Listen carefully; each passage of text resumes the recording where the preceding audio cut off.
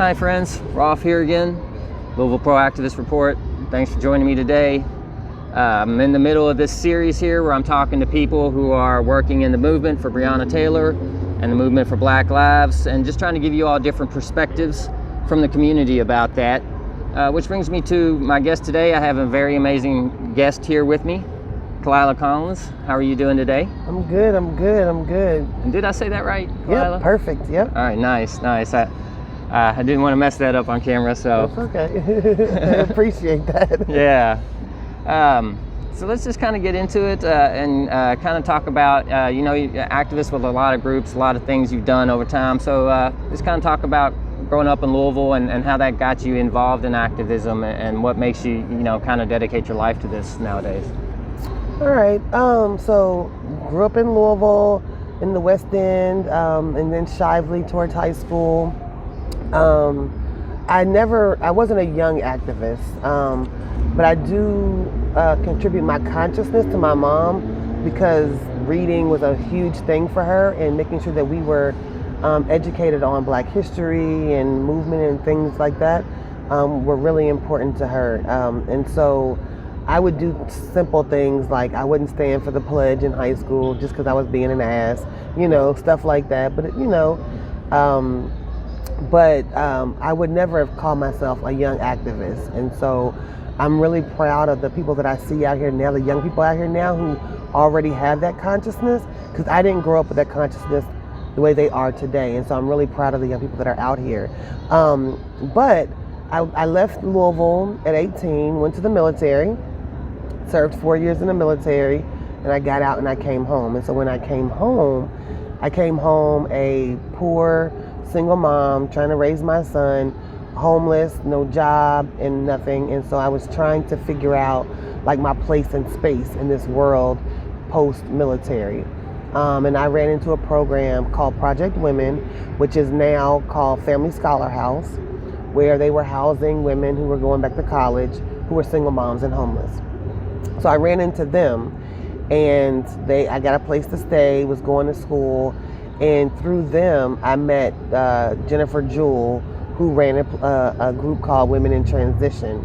And so that is kind of where I cut my teeth in understanding oppressive systems, and then cut my teeth into, I guess, what we now call activism or organizing. And it's interesting that you bring up not standing for the Pledge of Allegiance, because in middle school, that was one of my first activist things. I got in trouble every single day for not standing for the pledge. Mm-hmm. And even as a little kid, I was like, why do I have to pledge to something? Right. We're all here, we're all people, it never made sense to me, but I got in trouble every day. And it's interesting to hear you say that as well. Yeah, I've always been resistant. So it makes like me just being an ass or me just, but, I think I knew something was wrong or not right. I just didn't have the language to articulate what I was seeing. And going to a high school where I remember my senior year, like we had people use racial slurs in the yearbook, and we had to they had to reissue like yearbooks. I'm like, you didn't catch it before? You all, like when you printed this, you didn't catch it? And so things like under that. Their pictures? Yeah, like under their pictures, and yep. All of those things. So wow. My yearbook that has like taped pieces where they had to reissue pieces of the yearbook to get rid of racial slurs and racial comments. So, but that's South End Louisville, I guess it was what we're used to, I guess. So, yeah. Sadly, yeah. So you talked about women in transition. Mm-hmm. Tell us about what they do and, just get into that a little bit. What kind of services do they provide, that kind of thing? So they're no longer around. They've been morphed into other organizations, and people who were primarily a part of that have gone on to other organizations as well. And so, but what it started out as was a response to mothers on welfare who were in college, right during the time of welfare reform. So when we're seeing this idea of the welfare queen not working and just racking up money, getting checks and having more babies and blah, blah, blah, we saw welfare reform come across to say, no, you need to work so many hours to get this check, you need to do this, you need to do that.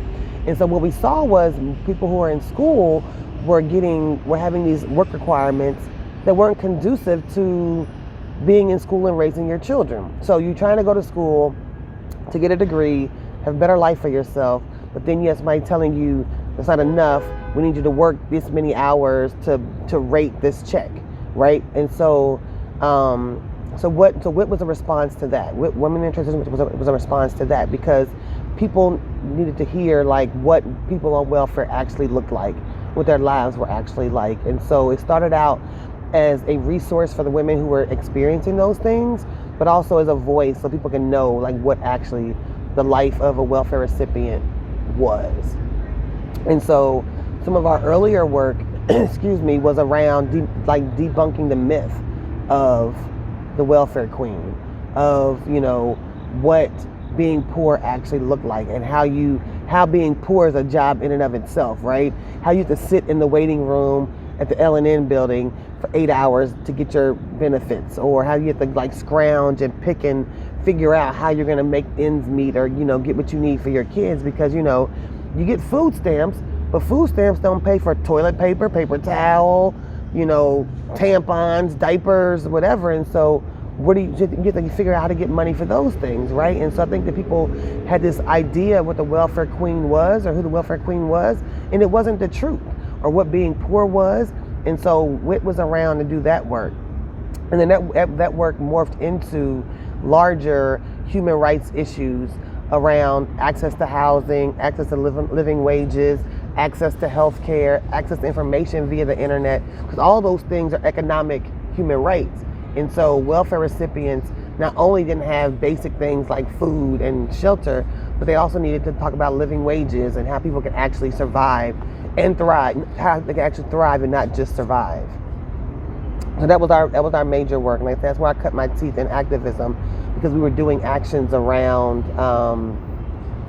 healthcare access, and this is pre-Obamacare. We were doing access around universal health care. We were doing raise the wage and living wage campaigns, partnering with other groups in the city who was doing that work. We helped and did actions and information around the Affordable Housing Trust Fund, and we take credit for being a part of that work, getting that established here in the city. We take credit for being part of the work where we got the minimum wage raised in Kentucky, and then the living wage here. And so we also, one of our biggest campaigns that we ever did was around the child welfare system. And so what we found out is that parents were losing their kids, that they were calling it neglect, but it was actually poverty. So if you were, sleeping in a house with no LG&E, the people can call CPS on you and say you were being neglectful, but you're not being neglectful, you're being poor, right? Or if you're sleeping in your car, that's being poor, not being neglectful. And so we had a campaign around, take our poverty, not our children, essentially. And we would hold these spaces where people could come and tell their story with the child welfare system. And then even once after the kids are taken, like the system is set up against you to where you can't win, right? So you have to be in court all the time. You have to go to counseling for the kid, then family, then together, and then so like even losing your kids is a full-time job, right? And so how you supposed to work, keep a job so you can get your kid back, and then still do all of the things that they're asking you to do to be compliant with them. And so how the whole system is set up against people who are poor to maintain their children. So that was a big piece of our work. Yeah, and I'd say that being poor charges interest, because when you're poor, just the act of being poor causes you to stay poor or become more poor. Mm-hmm. For example, if you don't have a lot of money, you save up and you buy an old used car. It's got a lot of problems. It breaks down. Now you have to come up with money to fix that car. Yep. You work check to check, and you need that money to fix the car, but you don't have the car to get to work. Right. And so you get in this cycle. So then you end up missing work. So then you get behind on your bills, and that's where that charges and interest comes from. And the same thing with like incarceration in jail, right? That's why we see this big push around bail funds and cash bail, and ending cash bail, because it's the same thing. You could lose your license or whatever, has license suspended, go to jail behind a traffic ticket, essentially, and then you can't get out of jail because your bond is $3,000. You don't have that. No one you know has that, and then you're stuck and you lose your job, and back to it's a vicious cycle. All of this is a vicious cycle. It is, and it sounds like Women in Transition was a really powerful organization. It really sounded like it did some good work. Yeah. Kind of sad to hear it's not around anymore, but you do say that the people have transitioned on to other work, so hopefully a lot of that's still getting done nowadays. And I think that the tenets of what we've done, like you can see tenets of it throughout what's happening in the city, in different organizations. And one thing that I love to always say is that WIT was very adamant about bringing people to the table who weren't always there. So when we were having conversations around affordable housing, or around raising the minimum wage, or around child welfare, it wasn't Khalilah, the social worker, or Khalilah, the organizer, having those conversations. We were bringing homeless women, houseless women to those conversations around affordable housing. We were bringing women who had lost their children to those conversations around CPS and child welfare. We were bringing people who were making unlivable wages to those conversations around raising minimum and living wages. And so we would often bring the voices who you don't often hear from to those tables to have those conversations. Yeah, that's amazing. I do kind of want to switch gears now and kind of get into the movement a little bit. So there's one question I'm asking everybody in the series, and I just want to take us back to when you first heard about what happened to Breonna Taylor. What was your initial reaction, and how did that spur you to get involved with this? So when I first heard, as I was telling you earlier, I missed the initial shooting. So I live in New Orleans now, and she was killed right as COVID was like smacking down on New Orleans, and we were in the middle of shutting down the city. And so my focus and my brain was all on what the heck is going on with this COVID thing, what's going to happen, how long are we going to be out of work, out of school, whatever. So I missed the initial conversation, and then just trying to maintain through COVID those first couple months. And so I don't recall hearing about the case until probably early to mid-May. And I remember being like, not in my city, what the hell?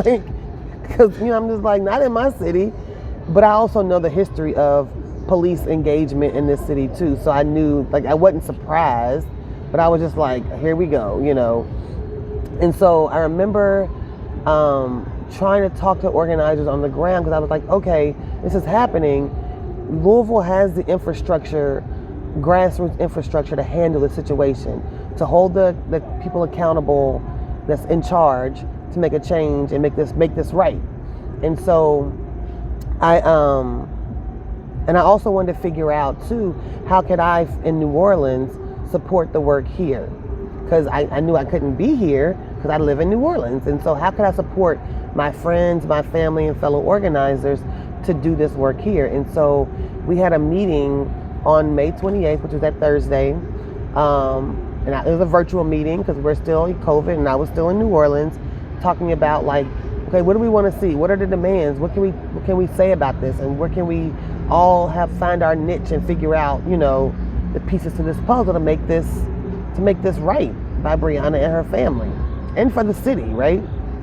And so this was a day or two after George Floyd was murdered, and that was all over the news. And before I could type the notes up from the meeting that morning, the 911 call came out. And from what I can tell in my head, that's when people just were like, okay, this is BS, we're done. We can't wait for this. And that's when things kind of exploded here. And so I spent those first 2 days with my friends on the front line, getting tear gas, getting pepper balled, getting shoved all over downtown Louisville. And I was literally playing communications to them on the ground here, because phones weren't working, people couldn't find people. So I'm literally I have my tablet, I have my computer, I have my phone, I'm watching live streams, I'm texting so-and-so to let them know that so-and-so is over here and where they are and who's together and who's not together. And so I'm playing communication for people who don't have communication on the ground. And I asked my kids, I said, do we need to go home? Should we go home? And my son said, yes, you need to go home. And so we packed up our car. I said, we'll go home for a couple days. I'm not gonna be able to sleep knowing my friends are getting shot at and pepperballed, and I'm still like doing communications and still trying to like support them. And so I knew I wasn't gonna be able to sleep. And so we got in the car, said we'll go for the weekend, we'll come home on Monday or Tuesday. And I was here, and then Sunday night, we had a beautiful day on Sunday, a hard day, but a beautiful day. We had a march to the Ali Center, and that was amazing, and marched through downtown, and then went back home. Went to debrief first, because I wasn't supposed to be here more than 3 days. Let's be clear. I didn't come down here to take over a movement or to lead anything. I was coming to support and go home. And we went down to the Braden Center to debrief the day and figure out next steps. And on the way to the Braden Center, I saw cops in riot gear. This is 8 o'clock at night. I saw cops in riot gear on 28th and Broadway, kind of hit off, like ducked off. I'm like, what the hell are they doing here? There's no protest happening down here. Why are they down here? But I mean, who do you call? Who do you tell? You just see it, you make note of it, and you keep going. We had our little debrief meeting, we leave. And then about 11, 12 o'clock, I think it was, I'm just scrolling through Facebook, and I see where someone else was killed by police. And so that's what really sparked me to stay. David McAtee was murdered that Sunday, the fourth day, and he was murdered, and that's when I knew we had a larger problem, and that for some reason I felt compelled to stay. So I came for 3 days, stayed for 30, went home for a couple weeks, couldn't stay away because I was still like trying to support on the ground here, came back, and now it's my third time being back. So I've been back and forth for the last 12 days now. Yeah. So fast forwarding a little bit, we're sitting here in front of City Hall, where yesterday the mayor gave a press conference behind closed doors that he wouldn't let some of us in. Yeah. But that's another story for another time. But that said, he did, announce the $12 million settlement for Breonna Taylor's family. So kind of talk about your thoughts on that settlement, and do you think that will affect the criminal settlement? How do you think that's going to go? I first want to say there's not enough money to make up for what happened. Right? I think that yeah, they should pay her because they messed up. But I think that it also feels like a pacifier sometimes. I feel like all the things that are happening in the last week or so have been like a way to pacify us, to prepare us for no indictment or some crap indictment. And so, I haven't listened to many words that the mayor has said lately, because unless he's saying fire the officers, I really don't want to hear what he has to say. And he's not saying that. I feel like if you feel like there was enough reasons for you to pay this family this amount of money, there's been enough reasons for you to fire those officers. And so let's be clear. I understand burdens of proof. I understand it's a lot lighter in civil cases, but I also understand that there's been enough reasons for them to fire those officers. And if you can pay the family $12 million, then you can pay the damn lawsuits in case they don't get charged and arrested later. They need to go. And so, from my message to Greg and to whoever is the officers, they need to go. Period. Let's start there. And we need to figure out ways that we hold people accountable in genuine ways, and not just, well, they're cops, so they get these extra. I know, no. And so, yes, pay Miss Palmer everything. She deserves all of it because the city took her baby from her. But at the same time, don't think that that's going to pacify us to not still be out here and demand justice for Breonna.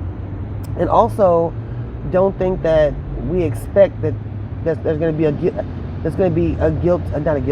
indictment because of that. I think that it's a pacifier to prepare us for it not to be an indictment, to be honest. So, do you think the verdict's coming soon? There's a lot of rumors going around. So, over the last 112 days, I feel like every week they've been telling us it's coming soon. It's coming soon. It does make it taking a long time. I thought after Derby, it would happen really soon after Derby. Mm-hmm. And that week is come and gone.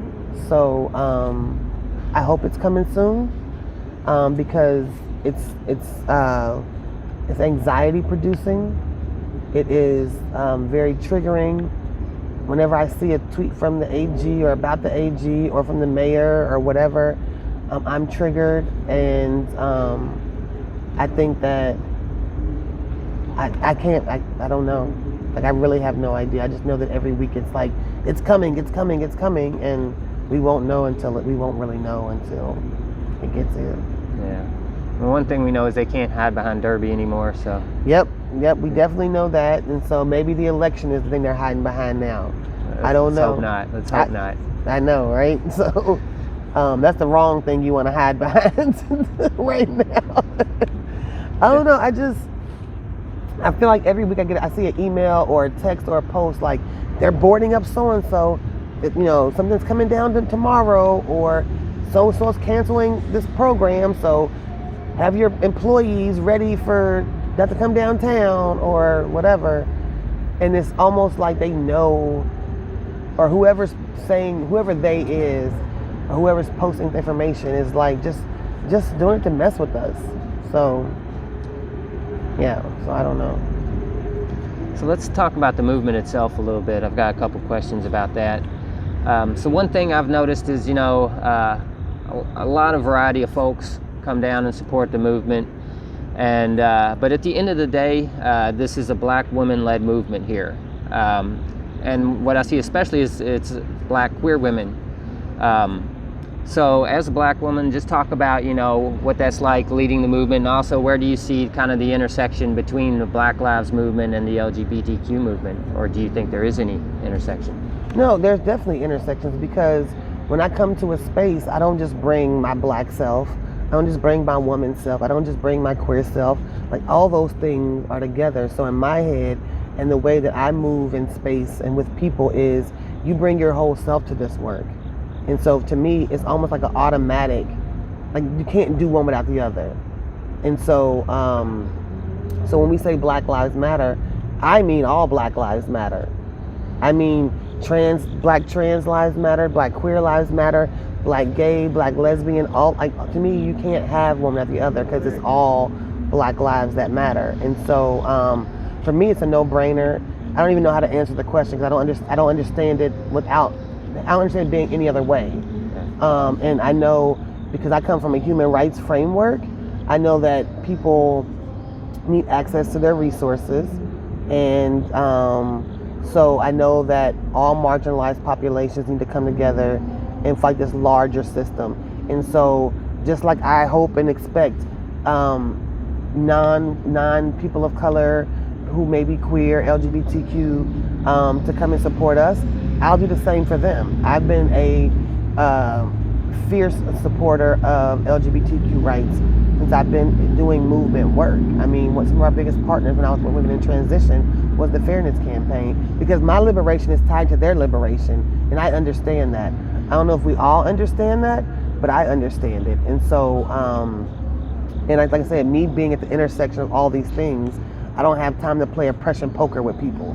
Like, we are all on the same Titanic, and it's getting ready to sink. So we got to figure out how we do this together so we can all, live and get the liberation that we need. So. And that leads exactly into what I wanted to ask you about next, and that's the topic of unity here. One thing about the movement here is there's no one, grand leader. There are multiple groups, multiple leaders, which I think is a benefit, because sometimes people focus more on the leader itself than a movement. Yep. So with that, though, is the need for everyone to come together and unify. So what do you think? So what does unity in the city look like to you? And what do we have to do to reach that unity if we're not there already? I think we're seeing a time of, like that unity feeling a little bit splintered.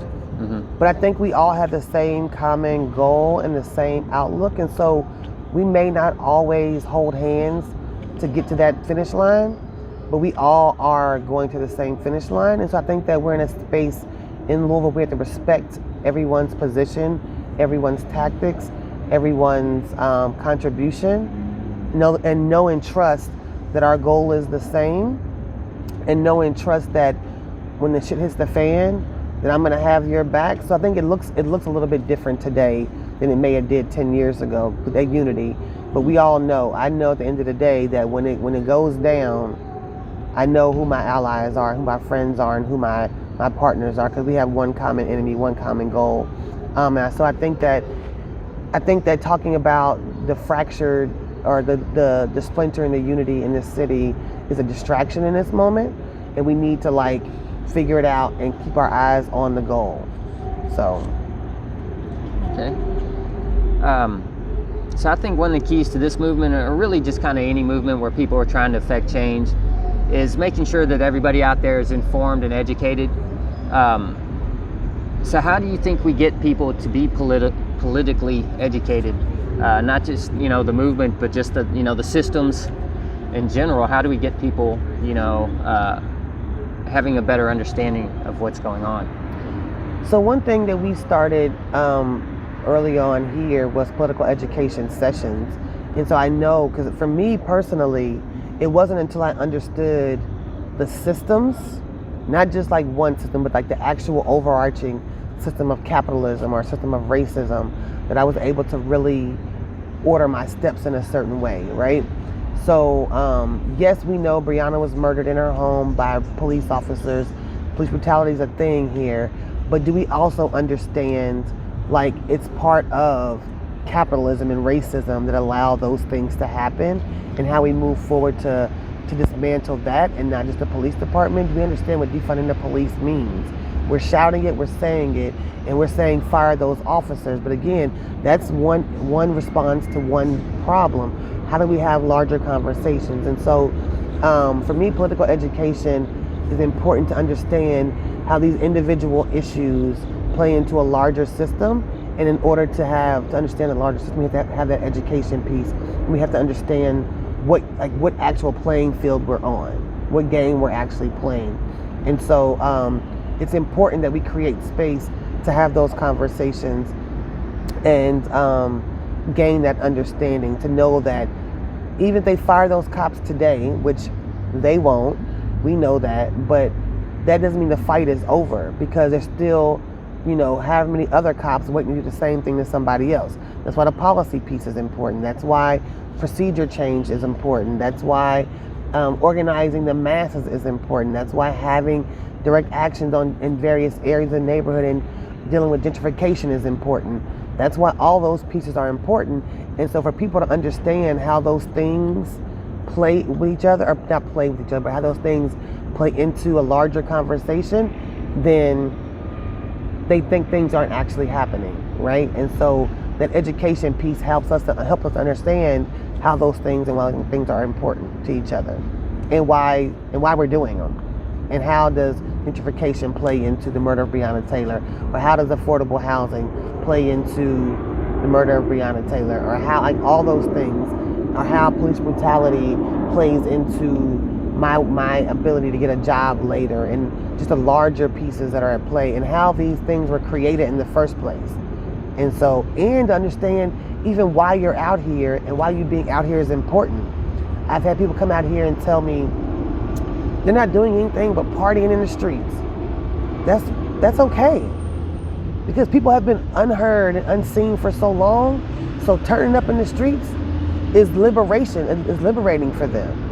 And just being black in America, your sheer existence is resistance. But having people to understand that even just being and smiling in this moment is resistance. And sometimes that's all people have to muster up, is a smile, or a dance, or a, playing football in the street. Nothing makes me more happier to see the guys out here with their music playing and dancing and feeling liberated, because typically when they come down here, this part of town, like this park was not happenstance.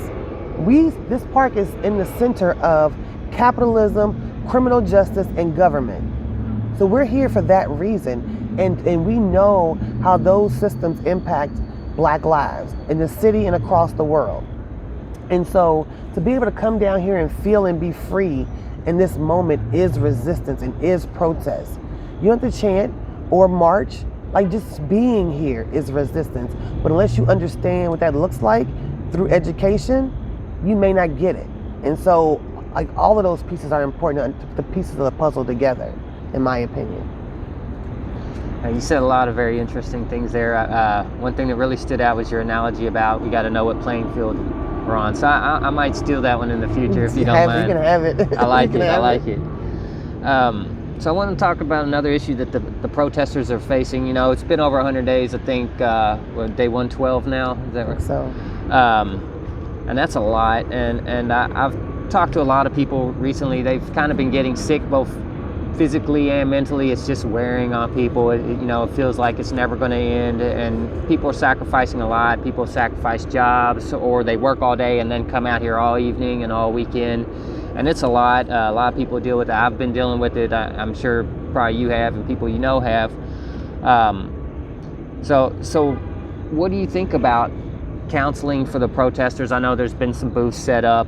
What do you think some of the resources are for protesters that they can use, and how do you go about, if not here, what's the plan to get counseling services for people? So I know that therapists for the protesters support, there's a group on Facebook that comes out here ever so often, and I don't think they do therapy on site. I think they refer you to different therapists. I think they are a group that has come together out of this sheer, they know the need is there. And I know they know, and they've been on the front lines themselves. And so they have come together in their own time with their own resources to do that.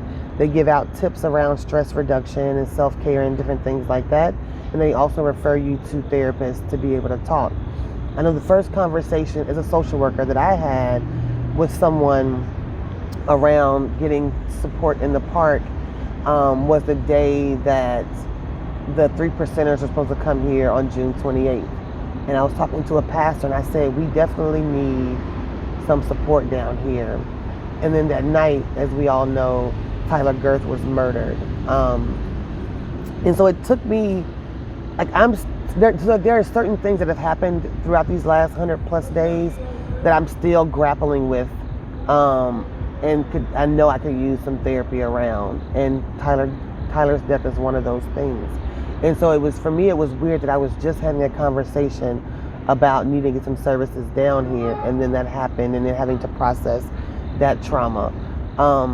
So the things have been traumatic down here, and I think first we need to figure out. So my day job in New Orleans is Black men's mental health and well-being. So my first thought is we need to get the support down here for people, but also destigmatize and have conversations about the trauma that their people are experiencing, because they're angry, they're anxious, and they don't know how to articulate it or know that it's fear, that it's trauma, that it's hurt, and all those different things. And so it's to me it's twofold, right? We see the therapy booth over there. But I don't need therapy, so I'm not going over there. But they don't understand why they're arguing with everybody in their life, or why they are getting into fights with people who they just 2 days ago were best friends with, or why they're so tired and exhausted, and not just physically from being out here, but just even when you take a break, you're still just exhausted. Or like me, where I'm at home in New Orleans and can't turn the TV on. I'm constantly engaged with whatever is going on here. And so it's twofold. Yes, have the resources available, but two, also work to have the conversation with individuals.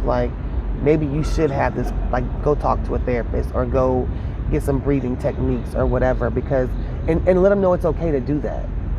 Let them know, because my experience, the work that I do, like black people and black men and boys especially don't have those conversations, and there's a stigma around seeking mental health services. And when you talk about mental health, people automatically go to crazy or a mental health disorder as opposed to staying mentally healthy or taking care of yourself in that way. And so to me, it's a twofold conversation. I've had a couple times with some guys out here like, this stuff is hard. We're on day 78. Like, yeah, you're gonna be anxious, you're gonna blow up, but like we have to figure out how to address those things, and people are here to support you through that, and to be able to go through that with somebody is important. So I think, like I said, I think it's twofold. Like even destigmatizing it first, and then also having the resources available is super important. It's and so appreciative to the folks that come out here and offer that, because this is hard. It's really hard on people. It brings up a lot of old memories for some people who have had to deal with the police, either themselves or their family, and even if you haven't, just the whole thought of David and Tyler and Breonna, it weighs heavy. Yeah. And it's there every day, and it's not going away, as long as they keep putting this off. Yep.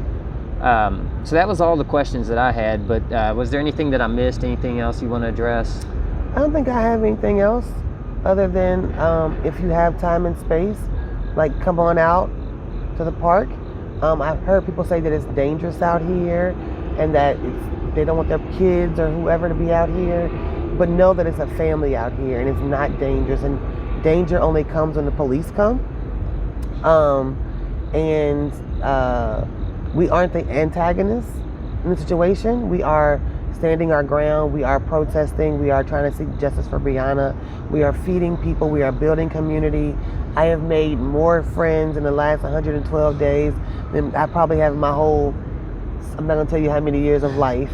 And they're genuine connections and they're genuine relationships. And so it's family here, and there's great food here, and there's music, and we are, like I said, standing our ground for justice for Breonna, and we'll be here until those officers are fired, arrested, and charged.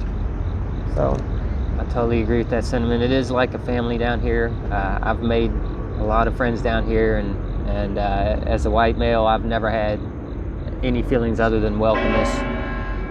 So I'm sure that would be the same for anybody else that wanted to come down here and help us out. So yeah, do you have any social media for yourself? Any organizations you want to plug? So there's plenty out here. So Kentucky Alliance Against Racist and Political Repression is one that you can follow on Facebook, and you can find me on Twitter, Instagram, or Facebook. Khalilah Collins is my name. Most of my posts are just like responses to what's going on out here. Nothing too profound or too prophetic. So. But I know that L-Surge is an amazing organization. Of course, Black Lives Matter, you can find them everywhere and anywhere. They are amazing organizers on the ground. Also, I would want to shout out Representative Attica Scott, who's working on Breonna's Law in Frankfurt. And so please feel free to go to her pages and find out more about Breonna's Law and getting it passed as a statewide law. It's been passed here locally, but it needs to be a statewide thing. Who else? I can't think of, but it's so many. But I'm sure you can type in like Breonna's Law. You can search the parks. The park has Facebook and Instagram as well, so it's Injustice Square Park on social media. You can get happenings of what's going on in and around the park and other actions throughout the city. Also, if you want to hear more about our political education stuff, that's Louisville Political Education for Liberation. So that's on Facebook right now. We meet on Tuesdays and Thursdays. Tuesdays is a session, and then Thursday there's a book club. So right now we're reading What's Marxism All About? A Street Guide for Revolutionaries. So that's a really good read right now. That's this month. And so again, you can go to our Facebook page at Louisville Political Education for Liberation for that. I think that's all I got. Well, thank you so much for everything you're doing out here. You're a very powerful voice in the community, a very powerful mind as well. So I appreciate what you're doing. Khalilah Collins, everyone. Thank you. Thank you for having me. Yeah, So check her out on social media and check out all those links that she's told you about. You know, I've had some previous interviews as well from members from those organizations, so check those out as well. Thank you all so much for watching. As you all know, I'm local, independent, and nonprofit, so the way to support me is by liking, sharing, commenting, boosts my algorithms, clicking the bell on YouTube, all those good things. So thanks again for watching. Until next time, and remember to always think critically.